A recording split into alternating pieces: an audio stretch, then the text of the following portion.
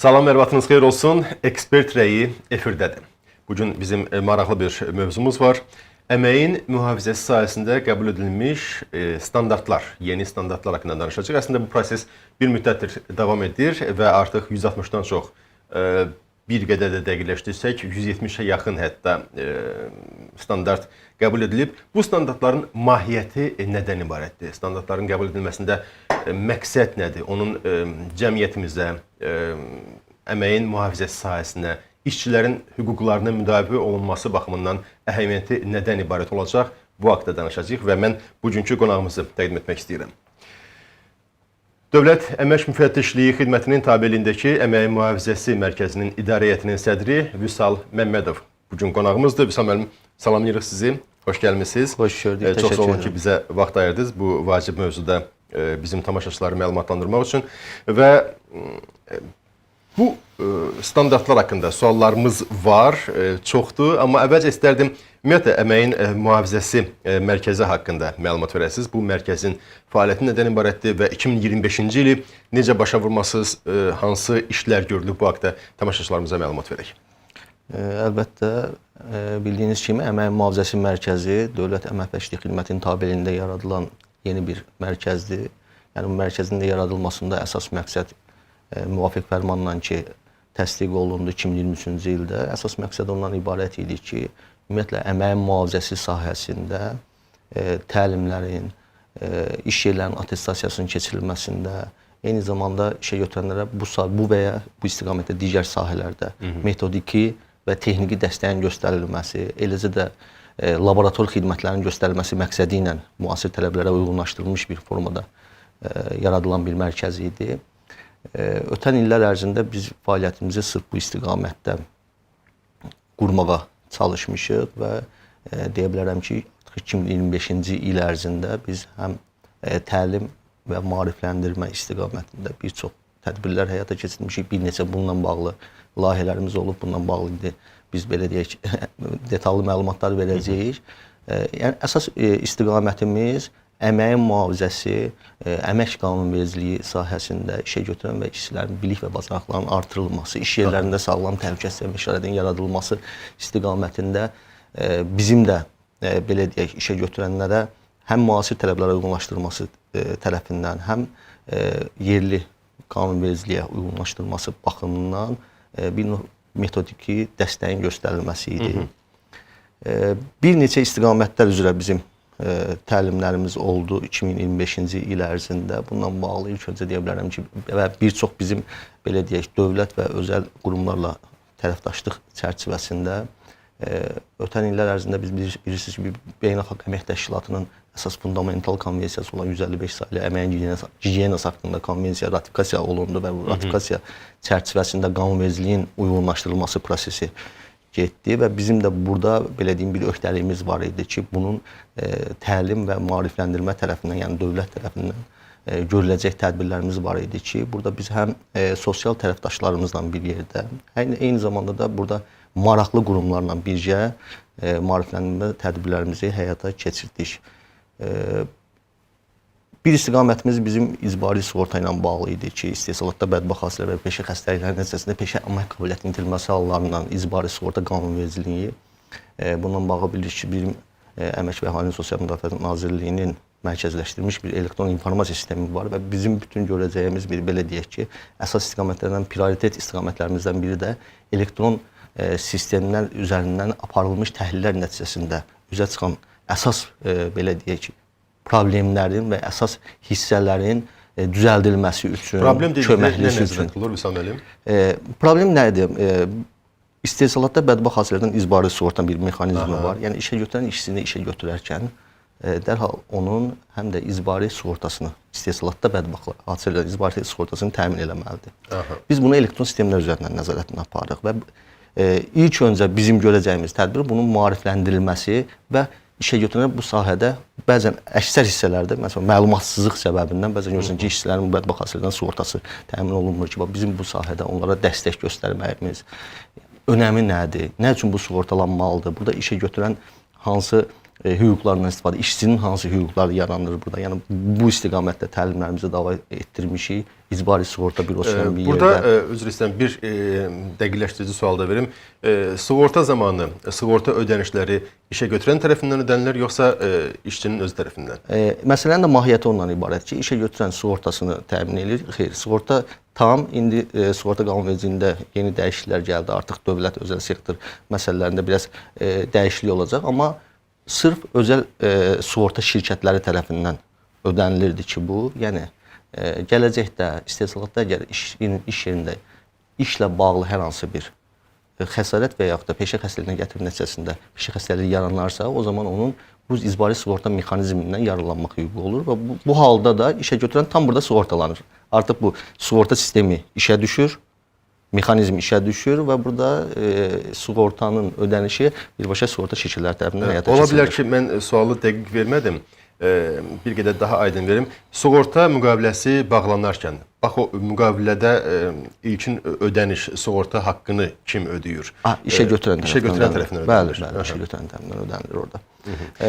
Bir növ bu əmək məcəlləsində yəni tələbləridir ki, əvvəl məsələn icbari sığorta olmayanda işə götürən birbaşa burada məsuliyyət hal-hazırda da elədir. Yəni icbari sığorta mexanizmində icbari sığorta etməyəndə istənilən halda əməyin mühafizəsi qaydalarının riayət olunmaması, yəni yerlərdə bu şəraitin yaradılmamasında işə götürənin cavabdehliyə gətirib çıxara bilən bir məsələ yanır.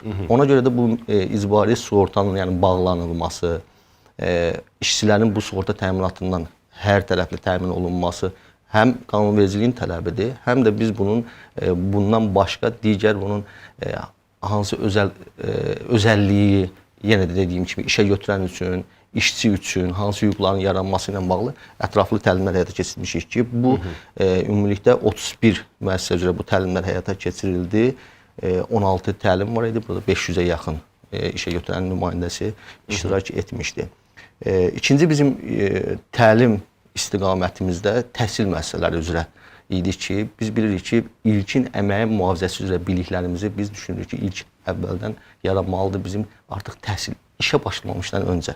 Yəni bizim peşə və yaxud da ali təhsil müəssisələrində, hətta biz orta məktəb çərçivəsində də biz bu mexanizmi istəyirik ki, işə salaq. Biz Təhsil Nazirliyi ilə birgə əməkdaşlıq çərçivəsində ali təhsil müəssisələrində də bu təlimlərin keçirilməsini deməli təmin edə bildik. Yəni ötən illər ərzində 11 ali təhsil müəssisəsi üzrə biz 24 təlim həyata keçirdik ki, burada da tələbə və müəllim heyəti 1600-ə yaxın iştirakçı burada iştirak etdi. Üçüncü bizim düşündük ki, əsas istiqamətlərimiz işə götürənlərə necə dəstək verə bilərik? Onların əməyin mühafizəsi üzrə mütəxəssisləri var. Bildiyiniz kimi iş yerində bu əməyin mühafizəsi mütəxəssisləri olmalıdır. Bu da qanunvericiliyin bir tələbidir ki, hansı ki bu bilirik ki, iş say həddi, yəni 50 nəfər keçdi, artıq bu xidmətlərin yaradılması ki var. Və burada fəaliyyət göstərən əməyin bir səthə mütəxəssisləri deyək, səthə mütəxəssislərinə bir növ dəstək göstərilməsi məqsədi ilə biz həmin mütəxəssisləri birbaşa iş yerlərində olmaqla, onların iştirakı ilə, bizim də dəstəyimizdən bir yerdə işçilərin təlimatlandırılmasında iştirak etdik iş yerlərində. Yəni bu həm nəzəri tərəfindən, qanunvericilik tərəfinin baxımından, eyni zamanda da orada bir praktiki yerlərdə göstərməklə, yəni riskli sahələrdə, istehsalat sahələrdə olsun, tikinti sahələri olsun, yəni bir yerdə onların iştirakı ilə işçilərin təlimatlandırılmasında iştirak. Yəni müəssisədəki səthə mütəxəssislə birlikdə keçirilir. Bəli. Və bu təlimlərdə ümumilikdə ötən il ərzində 48 müəssisə üzrə 12 təlim həyata keçirildi ki, 500-ə yaxın belə deyək iştirakçısı burada səthə mütəxəssisi iştirak etdi. Növbəti bizim əsas belə deyək ki, prioritet məsələmiz bilirsiniz ki, istehsalatda bədbaxt hadisələrin təhqiqatı Dövlət Əmək Vəzifəçiliyi Xidməti tərəfindən aparılır və bunun bir statistikası mövcud olur. Baş verən, yəni ötən ondan qabaqki illər ərzində və yaxud ondan qabaqki rüb ərzində bədbaxt hadisə baş verən müəssisələrdə biz əlavə maarifləndirmə və təlimlərin keçirilməsinə başladıq. Bu siyahı üzrə də ümumiyyətlə 11 müəssisə üzrə 10 təlim həyata keçirdik ki, həmin müəssisələrdən bir yerdə ümumilikdə 350 iştirakçısı burada da iştirak etmişdi.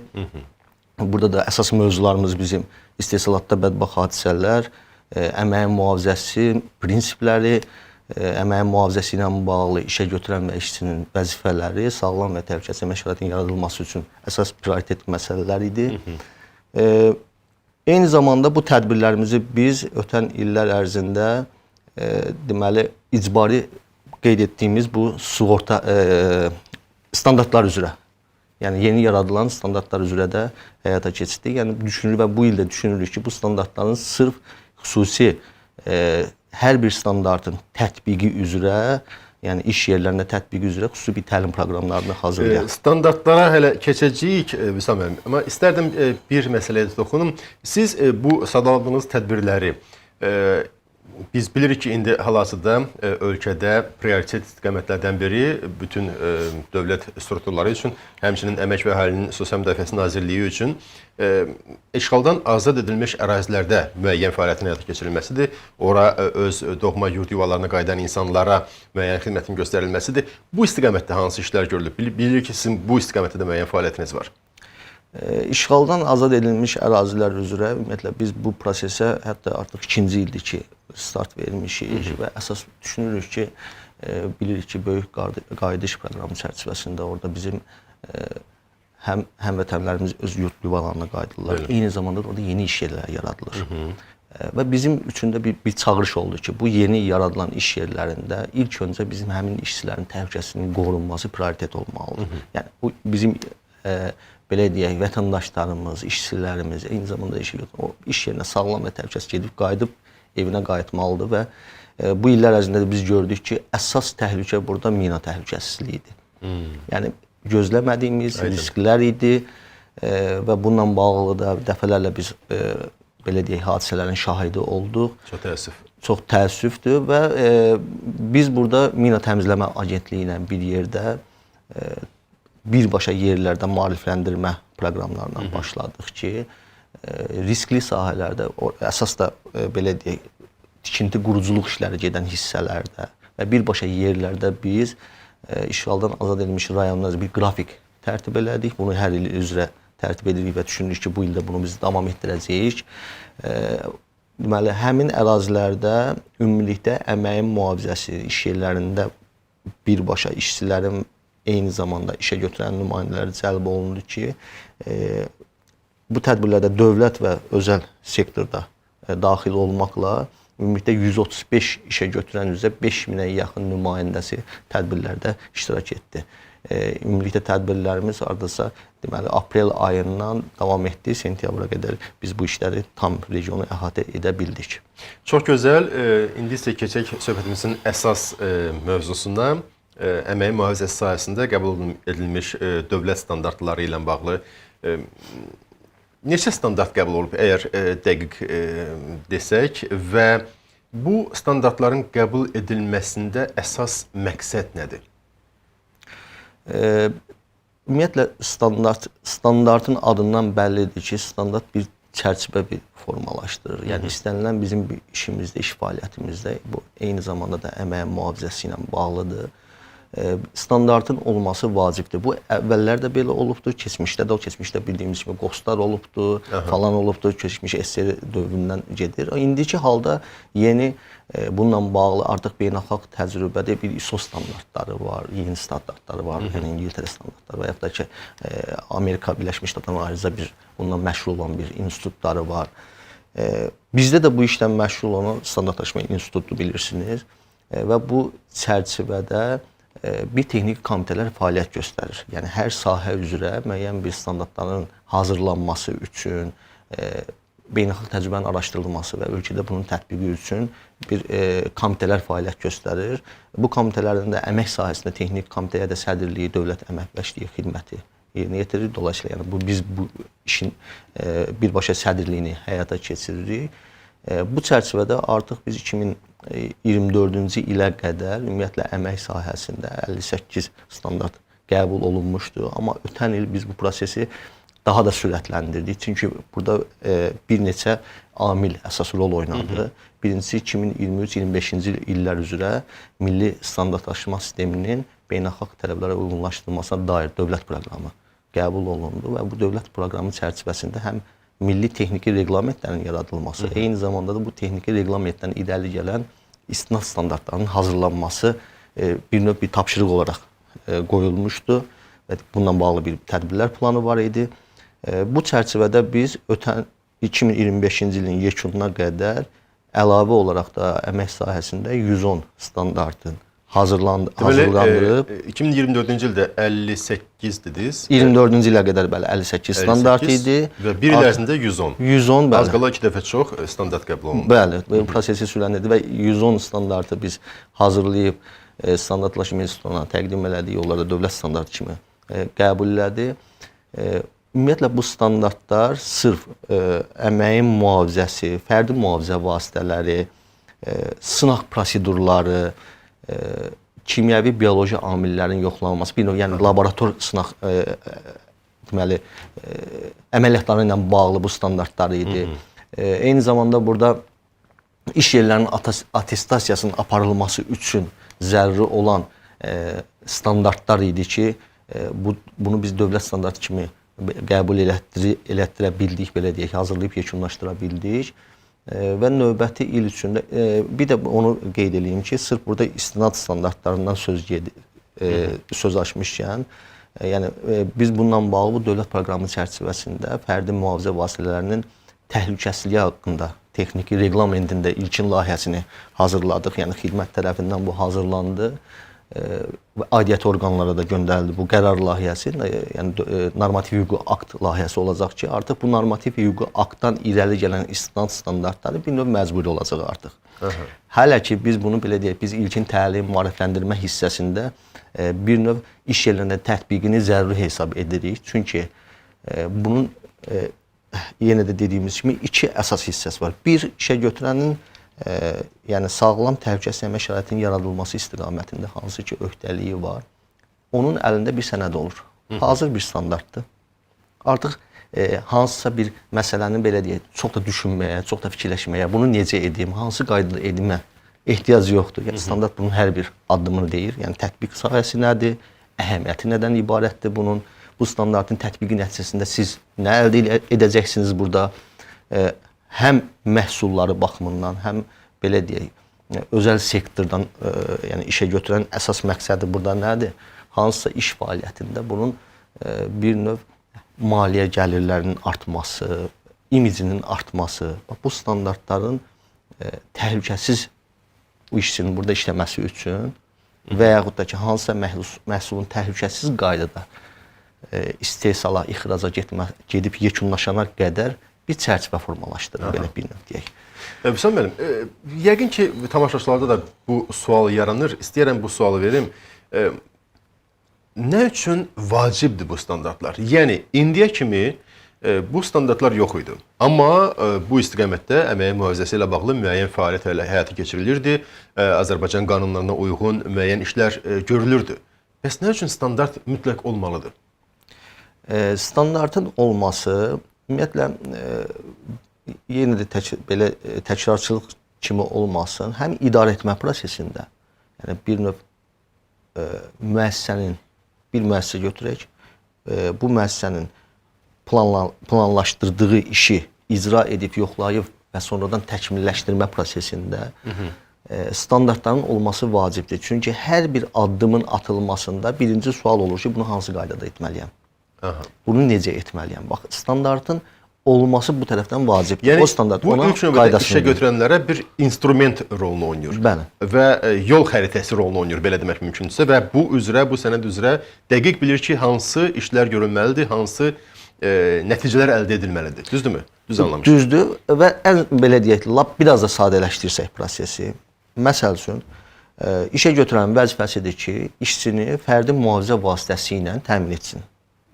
Düzdürmü? Bəli. Sual olur, istənilən işə götürəndə, hətta bununla bağlı bizə neçə dəfə sualdan da çıxıblar ki, mənim işçim istehsalat sahəsində işləyir biri digər biraz yüngül hissədə işləyir, digəri mühafizədə işləyir. Mən bunlara hansı fərdi mühafizə vasitəsini almalıyam? Yəni, bizim qanunvericilikdə yazılır ki, fərdi lazımi çeşiddə və tələb olunan çeşiddə fərdi mühafizə vasitəsi verməlisən. Bax, standart bizə bu zaman lazım olur.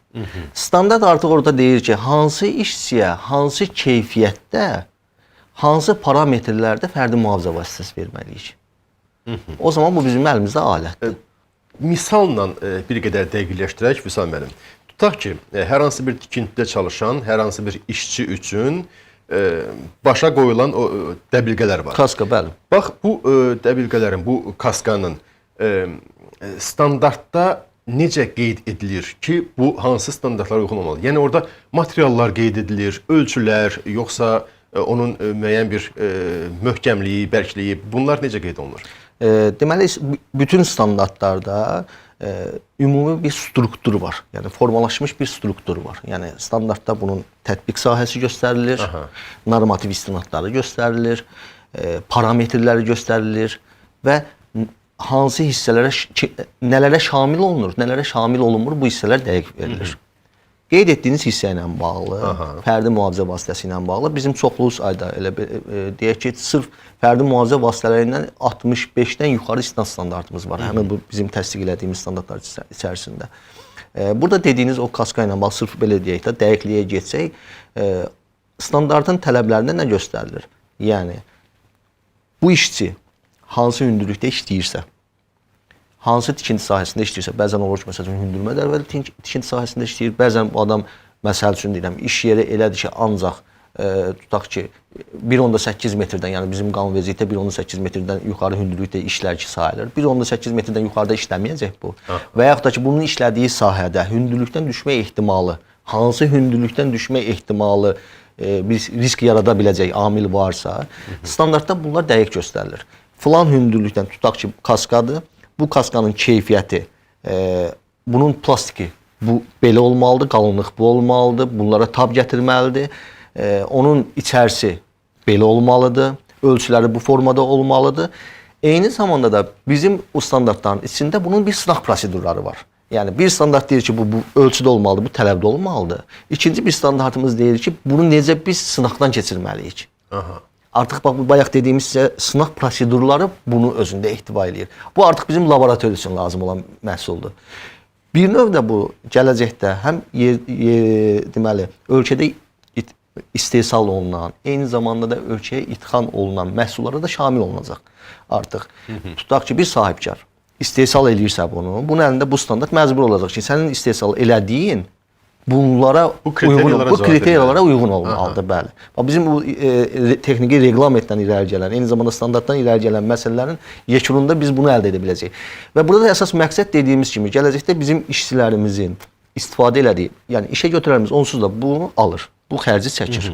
Bu həm qanunvericilikdən öhdəliyidir, eyni zamanda maliyyədə bir ayrıma eləməlidir bunun üçün. Amma biz bunun hansı keyfiyyətdə olmasını biz deməliyik ki, sabahlarım həm əziyyət belə deyək, bir geridə qalmasın, həm də eyni zamanda da işçimiz orada sağlam və təhlükəsizlikdə işləyəbilsin. Və bir də həmin o mühafizə vasitəsini işə götürən əldə edərkən hardansa alır bunu. O siz özünüz də dediniz ki, bu adamın ola bilər ki, həmin bunun o kriteriyalara uyğunluğunu yoxlamaq üçün imkanları yoxdur. Laborator müəyyən işlər həyata keçirilməlidir və s. Bu nə bilsin ki, o müəyyən standartlara uyğundur. Bunu əldə edə bilər, yoxsa yox? Deməli, istənilən məhsulda bu özünü necə göstərəcək? Reqlamentdə biz öz əksini tapıbdır. İstənilən fərdi mühafizə vasitələrində və yaxud da satışa çıxarılan məhsulda onun hansı standarta uyğun olub-olmaması ilə bağlı bir emblemi olacaq, belə deyək. Təsdiqlənmiş, qanunvericiliklə təsdiqini tapmış bir loqosu olacaq. Yəni o həmin hissədə fərdi mühafizə vasitəsində göstəriləcək ki, bu fərdi mühafizə vasitəsi bu standarta uyğun. Bu hissəyə uyğundur. Bu standart loqosunu, bu emblemi kim tərəfindən qoyulacaq? O artıq necədir? Burada bir neçə, burada İqtisadiyyat Nazirliyinin, Anti-İntisar Dövlət Nəzarəti Agentliyinin hissəsinə aid olan hissə var. Bunun nəzarət hissəsi, eyni zamanda Dövlət Əmək Vəşlik Xidmətinə aid olan hissəsi var ki, bunun yerlərdə, yəni istehsal və belə deyək ki, istehlakçıların hüququnun qorunması istiqamətində aidiyyəti orqanlar iş yerlərində bunun tətbiqi ilə bağlı, artıq düzgün tətbiq edilib-edilməməsi ilə bağlı Dövlət Əmək Vəşlik Xidməti dolayısıyla bunu biz nəzarət edəcəyik. Və bir də bu standartlar hər hansı beynəlxalq standartlara, ola bilər ki, müəyyən beynəlxalq konvensiyalara uyğundurmu, uyğunlaşdırılıbmı? Bəli, bayaqlarında qeyd elədiyimiz kimi bizim sonuncu hal-hazırda da bundan bağlı digər Beynəlxalq Əmək Təşkilatının konvensiyasının ratifikasiyası ilə bağlı işlər aparılır 187 nömrəli, amma 155 nömrəli hansı ki əməyin gigiyenası haqqında fundamental konvensiyanın 2023-cü ildə deməli ratifikasiyası təsdiq olundu və bu həm Beynəlxalq Əmək Təşkilatının dediyimiz konvensiyalardan irəli gələn standartlardır, tələblərdir daha doğrusu. Eyni zamanda da qanunvericiliyimizdən irəli gələn əsas məsələlərdir ki, bayaq dediyimiz kimi ki, istər fərdi mühafizə vasitələri olsun, istər işçilərin qorunması üçün xüsusi kollektiv mühafizə vasitələrinin təminatı ilə bağlı hissə olsun ki, bunların standartlarının yəni tətbiqi bu qanunvericilikdən irəli gələn məsələlərdir. Və bir sual da verim, bu standartların tətbiq ediləcəyi əsas sahələr ola bilər ki, bəlkə xüsusi riskli sahələr hansılardır, harda daha əhəmiyyətlidir və bu sahələrdə tətbiq edən əməyin mühafizəsi tədbirlərinin həmin bu standartlara uyğunluğu necə yoxlanılacaq? Bununla bağlı ilk öncə onu bildirim ki, riskli sahələrdən bağlı istənilən halda illik hesabatlar gedərkən biz istehsalatda riskli sahə deyəndə əməyin mühafizəsi ilə bağlı istehsalatda bədbaxt hadisə baş vermə riski olan, yüksək olan sahələri biz əsas götürürük burada və bundan əvvəlki illərin statistikasına nəzər yetirdikdə görürük ki, ən çox hadisələr tikinti, emal, istehsalat sahələri, mədən çıxarma sənayesi bu kimi yerlərdə olur. Bu da təbiidir ki, həmin yerlərdə daha çox belə deyək, fəhlə kateqoriyası, eyni zamanda riskli sahələrdir, hadisələrin baş vermə riskləri yüksəkdir burada. Standartların tətbiqi ilə bağlı biz bir neçə ötən il ərzində layihə həyata keçirdik. Bunlardan biri nümunəvi müəssisə layihəsi idi. Layihənin belə deyək də, məqsədi ondan ibarət idi ki, biz istənilən bir istehsalat riskli sahəli müəssisənin əməkdaşlıq çərçivəsində bir yerdə əməyin mühafizəsi qaydalarının riayət olunması üçün bir nümunəvi şərait yaradırdıq burada. Müəssisənin bir yerdə. Burada nələr olurdu? İlk öncə bizim mərkəzin ekspertləri, təlimçiləri, əməkdaşları yerlərdə müəssisə ilə bir yerdə bir monitorinq edirdilər müəssisəni. İlkin əməyin mühafizəsi ilə bağlı qanunvericiliyin tələbləri və beynəlxalq tələblərə, dediyimiz standartlara uyğunlaşdırılma əlavə olaraq ki, nə işlər görülməlidir? Bir belə deyək, checklist hazırlanırdı, bir yoxlama siyahısı hazırlanırdı və bu siyahı çərçivəsində biz həm təlimatların hazırlanmasında, həmin müəssisələrdə işçilərin təlimlərinin birbaşa yerlərində keçirilməsində, yerlərdə birbaşa risklərin yoxlanılması prosesində, bu risklərin idarə edilməsində, qabaqlayıcı tədbirlərin görülməsində və bu işlər çərçivəsində artıq yekun olaraq müəssisədə bu şərait yaradılırdı. Şərait çərçivəsində əmək mühafizəsinin nümunəvi müəssisə layihəsində adında belə gedir bizdə. Və bu çərçivədə biz ora mediatur təşkil edirdik. Digər müəssisələri bunun bir təbliğatını aparmaq məqsədi ilə və digər müəssisələrdə də bu işlərin görülməsi məqsədi ilə. Və burada həmin o belə deyək ki, əyani bir nümayiş idi. Qeyd etdiyimiz bu standartların sahə üzrə, yəni həmin ora xüsus bir deyək də standartın tətbiqi üzrə ki, digər müəssisələrdə bir əyani nümayiş etdirirdik bunu. Nəzarət, yoxlanış funksiyaları necə həyata keçiriləcək? Standartların tətbiqi ilə bağlı məsələdir. Nəzarət funksiyaları bu dediyimiz kimi bir neçə istiqamətdə aparılacaq. Biz bunun əsas önəm veririk elektron nəzarət hissəsinə. Bildiyiniz kimi bayaq da qeyd elədik, əmək və məşğulluq alt sistemi üzərində biz əməyin mühafizəsi ilə bağlı bir yeni alt bölmənin yaradılması ilə bağlı işlər aparırıq. Burada işə götürənlər üçün xüsusi bir funksionallıq yaradılacaq, eyni zamanda da işçilər üçün.